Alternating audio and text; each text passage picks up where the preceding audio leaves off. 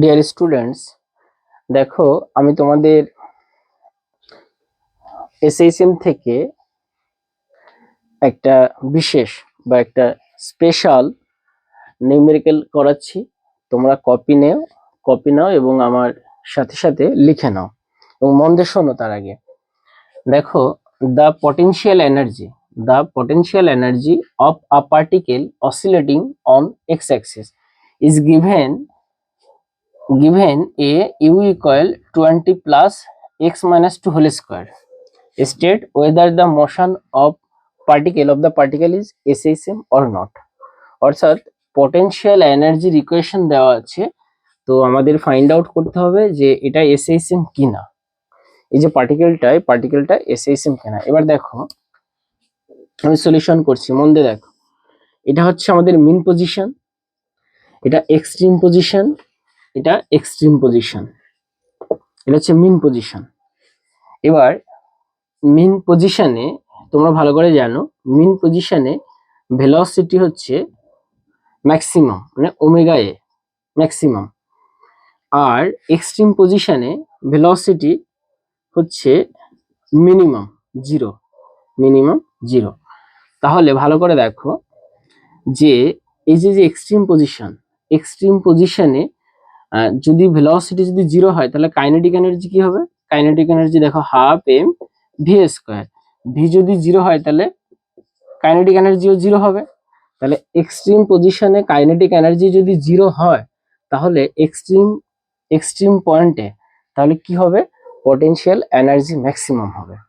কারণ তোমরা জানো যে total mechanical energy equal kinetic energy plus potential energy. তো কাইনেটিক এনার্জি যদি জিরো হয় তাহলে এখানে টোটাল এনার্জিটাই পটেনশিয়াল এনার্জি বা ম্যাক্সিমাম পটেনশিয়াল এনার্জি।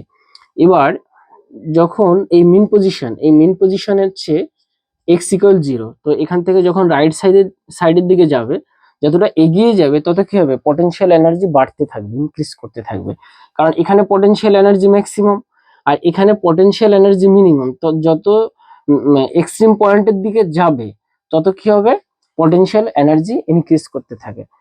তো ডিয়ার স্টুডেন্ট, এই যে এক্স এর রেসপেক্টে, দ্যাট মিনস ডিসপ্লেসমেন্ট অর ডিস্টেন্সের রেসপেক্টে যে পটেনশিয়াল যে ইনক্রিজ করছে, তাহলে এই আমরা যদি যে এই ডিসপ্লেসমেন্টের রেসপেক্টে যে পটেনশিয়াল ইনক্রিজ করছে সেটা আমরা যদি এভাবে নিই যে ডিসপ্লেসমেন্টের রেসপেক্টে বা ডিস্টেন্সের রেসপেক্টে পটেনশিয়াল চেঞ্জ হচ্ছে, তাহলে আমরা সেই ক্ষেত্রে ফোর্স পাই। দেখো এবার, তাহলে এটা সহজেই বলা যায় যে পটেনশিয়ালকে ডিস্টেন্সের রেসপেক্টে যদি ডেরিভেটিভ করা হয় তাহলে ফোর্স পাওয়া যায়। কেন ফোর্স পাওয়া যায় সেটাও আমি তোমাদের বলছি। দেখো, ওয়ার্ক ডান সমান সমান চেঞ্জ ইন পটেনশিয়াল এনার্জি। তোমরা এটা ক্লাস 9-এ পড়েছো যে work done equal change in potential energy. Work energy পাওয়ারে ক্লাস 11-এ, ক্লাস 9-এও আছে, বাট ক্লাস 9-এ এই ফর্মুলাটা দেওয়া নেই, অন্যভাবে দেওয়া আছে। আমি এখানে ডেরিভেটিভ ইউজ করছি, সেখানে নর্মালি লেখা আছে যে work done equal change in potential energy.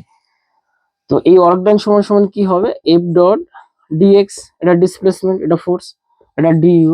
তাহলে দেখো এফ ইকুয়াল ডিইউ ডিএক্স। তাহলে পটেনশিয়াল এনার্জিকে আমরা যদি ডিস্টেন্সের রেসপেক্টে বা ডিসপ্লেসমেন্টের রেসপেক্টে যদি ডেরিভেটিভ করি তাহলে কি পাই? আমরা ফোর্স পাই।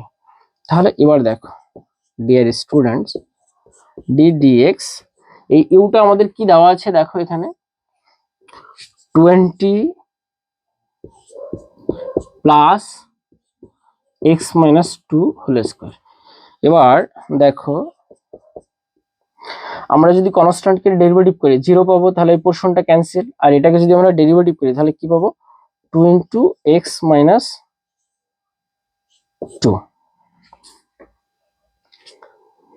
এবার এই যে ফোর্সটা, আমরা যে ফোর্সটা পাচ্ছি, এই ফোর্সটা মাইনাস হবে। কেন মাইনাস হবে? দেখো, এই ফোর্সটা হচ্ছে রিস্টোরিং ফোর্স, অর্থাৎ পার্টিকেল এইদিকে গেলে রিস্টোরিং ফোর্সটা তার বিপরীত দিকে কাজ করবে, এদিকে কাজ করবে, যার জন্য এটা আমাদের মাইনাস নিতে হবে। এবার দেখো এফ ইকুয়াল -2, আমরা ধরে নাও এই যে let cap x equal x minus 2, এটা আমরা ধরে নিচ্ছি, এটা ধরে নিলাম।